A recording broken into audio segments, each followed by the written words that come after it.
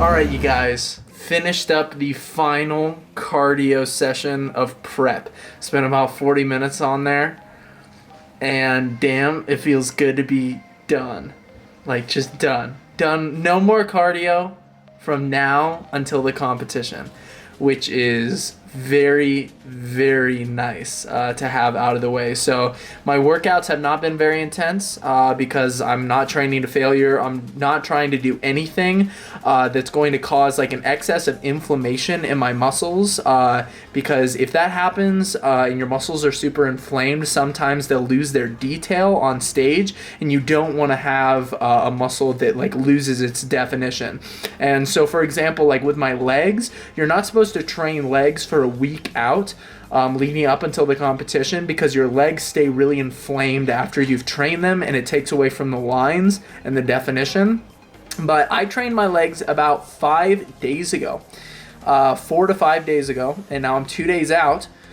So I left a good amount of time between when I trained legs my last time and my competition, but apparently I trained a little bit too hard because my legs are still sore. And so with the final cardio session out of the way, my legs still being sore, and nothing but a small full body pump workout tomorrow, 1 day out, I am going to attempt an ice bath. Now, I'm sure if you guys are watching this, you've probably seen Chris Bumstead's Q&A that he did in the ice bath right before he won the Olympia this year. That's exactly what we're doing because I am going to compete in the Olympia, and I am probably going to place first, just like Chris Bumstead did. So it only makes sense that I should also take an ice bath and answer questions in that ice bath, just like Chris Bumstead did. This Q&A is also in honor of hitting 20,000 subscribers on YouTube. Guys, I genuinely cannot believe it. Thank you guys so much. 100,000 subscribers is the next stop. So be sure to drop a like on the video if you guys are enjoying this prep series, and be sure to drop a comment as well for the algorithm, and be sure to follow my Instagram, Brandon_C_Clark, if you're not already. I post on there very regularly so you can get show updates and all that type of stuff, but then at the same time you can also have the ability to ask me the questions that I'm going to be answering in this Q&A. So let's get started.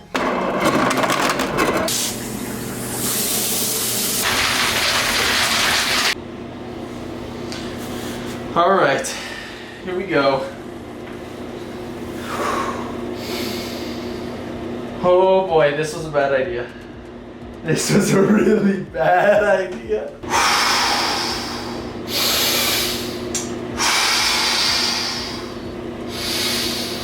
Oh boy.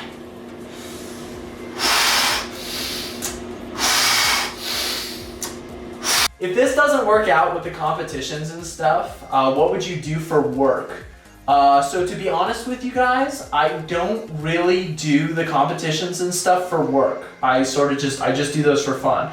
Currently, I do work at a train building company, actually. So yeah, I guess there's your answer. I don't make very much money off of fitness. As much as I try to monetize it, I don't make a whole bunch of money, like not enough to live off of. So currently I am going to school still. So I'm gonna try to get my degree in business management. But then I also am working at a train building company where I build parts for trains. So that's what I'm doing right now. I also have my personal training certificate. So I plan on, becoming a personal trainer eventually. I just haven't, found the flexibility because that's a pretty time-consuming job, if that makes sense. Do you think of hopping on roids, and what is your 5 years goal? Okay, so that's a good question. I do think pretty regularly about going to the dark side, to be honest with you guys. The thing that's keeping me from doing it is screwing up my health at my age, and also the fact that you get a lot of acne, and acne is something that I struggle with immensely already. So having to deal with that, like if I broke out, it would definitely not be worth it. But my 5-year goal is to be 200 pounds, and this is what I pretty much tell everybody. I want to be 200 pounds shredded. So I want to be 8% body fat, like what I'm at right now.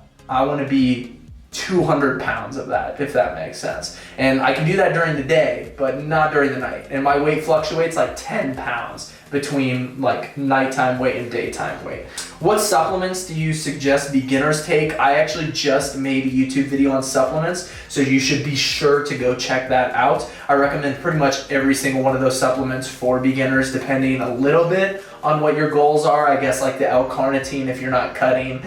There's really no point in taking that, but you know, just your basic protein powder, creatine, vitamin D, all of those are, you just can't go wrong with them. First meal post-show. Okay, so this is a really good question. First meal post-show that I'm going to have is going to be a Mackenzie River Stockman pizza. Pizza with like 5 different types of meat on it, and it is the best freaking pizza of all time. It's so good. Are you the type to find a girlfriend from the gym or outside the gym? That's a great question. Honestly, I've never dated a girl that I met inside the gym, but all the girls that I have dated, they've been like very fit. Yeah, but none of them have really been super into weightlifting.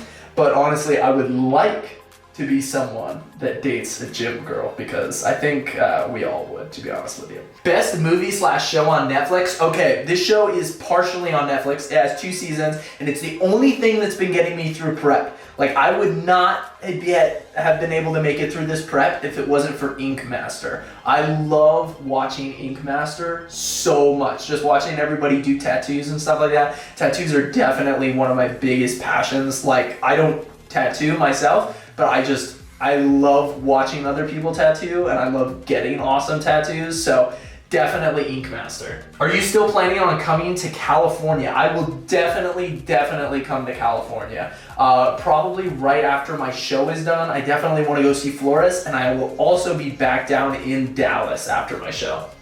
How do you feel mentally for the show? Honestly, the last week has really been a struggle. And I've sort of had these weird problems with like self-image where I'm like, no, I'm not shredded enough. I look good. I'm not shredded enough. And it's just back and forth all the time. And like being on prep is just such a mental game. But right now, going into it, I feel really good. Like I feel like I've reached the physique that I wanted to reach in order to step on stage, and I feel like stepping on stage right now, I won't be completely like upset with myself unless I bloat up like a water buffalo or something like that and completely step on stage like watery with no definition, but I doubt that's gonna happen. Does your acne get worse or better when cutting or bulking? That is a great question. Honestly, I think my acne gets a little bit better when I'm cutting, but it's hard to tell too, because whenever I'm cutting, it's also nice out, and the sun has a lot to do with how bad my acne is. So I'll notice that like in the summer, just getting tanner, like you can't see all the different, what do you call them? The different acne scars and stuff like that. And so it really makes my face look like one brown color, and it takes away from those scars. So I would say cutting, but then again, when I lean bulk, I don't bulk super hard, and I bulk pretty healthy, so I don't notice too big of a difference. Are you realistically going to pursue bodybuilding? If you aren't, what's your career plan? This is kind of like the first question that I answered, but honestly, I probably will not pursue bodybuilding as a career, but I definitely will be pursuing social media as a career. And if not as a full-on career, then definitely as a side hustle. Because right now, you know, I'm making okay money off of it. Like, I definitely couldn't support myself or anything like that. I've basically seen now that if I'm able to make certain moves, then I will be able to sort of become self-sufficient off of social media. Are you worried that tattoos will affect the performance in the show? No. So I'm not worried about that at all, to be honest with you. I have a forearm piece, a half sleeve, which is like exactly the same as Chris Bumstead's, and Chris Bumstead like won the Olympia, so I'm not very worried about it at all. And also, if you look at all of my tattoos, they're really well done because they're not super dark. Like, they're not overly dark, but they're also not overly light, and that's one thing that I really love about my artist that did them, is that she's super talented and she can do a ton of detail, but she also doesn't need to make it super dark, and she's really good at doing that. So I feel like as soon as I get get that spray tan on, that spray tan is going to be so incredibly dark that it's just not going to matter. And you probably wouldn't even be able to notice that I had tattoos. Did you have a coach for this prep, or did you prep yourself for this show?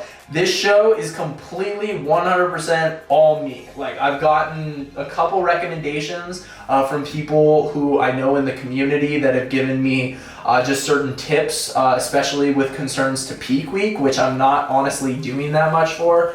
But this entire prep has been completely self-taught. Like, I just pretty much took what I knew about dieting and tried to make it happen. What's your split and what music do you listen to when you're training? Okay, so that's a great question. My split, currently I've been training all full body. So no more push-pull legs. I've just been training full body leading up to this competition. What music do I listen to when I'm training? I listen to some really weird EDM, but I also listen to like some hardcore rap, as well as rock and 80s music. I'm really into 80s music. Who will be shaving your entire backside? To be honest with you, I don't think I have that much hair on my back, so I'm not sure if I need it shaved. Thanks for asking, Lisa. Are you ever going to go back to powerlifting? Now, I was never really powerlifting in general, but I was definitely working with the main compounds, but I would never go for like 1 rep maxes and that type of stuff. Will I go back to that style of training that I was doing before? Definitely, I definitely will, but I will never power lift. I'll never lift for a 1 rep max. I just don't think my body's built for it. I've already encountered so many different injuries. My squat form has taken me years to perfect, and still I'll injure myself every once in a while. Squatting, deadlifting, benching, heavy weight, I would just much rather look really good and have a long, sustainable lifting career than like screw myself up, because I know that I will screw myself up. And when I mess myself up, it's going to impair my ability to work out as a whole and look better. So this guy says, brother, you seem pretty tired. I am definitely tired. I could fall asleep right now. Like, now that my legs are completely numb, I could probably fall asleep right now. Like, I am very sleepy, and it's really annoying because like I will wake up in the middle of the night like because of hunger. Like, I will wake up and I'll be like, damn, I'm hungry. I hate that feeling. I cannot wait to go back to a normal diet, being in like a 500 calorie, 300 calorie deficit, and not have that feeling. Because waking up hungry is a terrible, terrible feeling, because you're exhausted, but your body doesn't want you to sleep because your body's like, I want food. Does training legs make your glizzy look smaller? Asking for a buddy. You know what? It doesn't. It most definitely doesn't. No, it doesn't. It makes it look better. I sort of think of it as like a frame, if that makes sense. So like a picture is going to look better if it has a better frame. So you have to train your abs, everything up there. You gotta train your legs, your hamstrings, your glutes, everything about that surrounds your glizzy. It sort of acts as a frame and makes the picture look better, if that makes sense. There you go, boom. This one says, do you have a time window for inflammation to go down before hot/cold therapy? So basically he's asking a question about this, about like ice baths or cold showers and stuff like that. Do I take them? How long do I take them after my workout? If I take cold showers, it will be in the morning. I don't like to take them after my workout. And I never take cold baths. This is like my first time taking a cold bath for my legs. And no real time limit on this because I want the inflammation to go down. So I'm not trying to, put any muscle mass on my legs right now. So it's fine if I take an ice bath and it decreases the inflammation in my legs. How do you deal with acne while being a lifter? Honestly, it's just all about confidence. Like when I was in high school, I was like a really confident guy, and I wouldn't really think about my acne. Like I would sort of be able to just put it out of my mind. Whenever I started stressing about it, I would just sort of tell myself like, hey, it doesn't matter. Like, be like who you are. Don't let other people's view of you affect how you're going to live. Because living in fear, that's not fun at all. When I was in high school, I had gyno too, and that was something that was hard for me to overcome. But the moment that you free yourself from other people's expectations and other people's like view of you is the moment that you're gonna start living. You'll be able to do so much more in life. And it's a constant battle, honestly. Like, I struggle to film in public. I struggle to go out of my way to do a lot of things. I struggle still to approach people sometimes. And it's difficult, but getting yourself outside of your comfort zone, definitely do it. My legs are so stiff, like I can't even move them. Oh. Oh.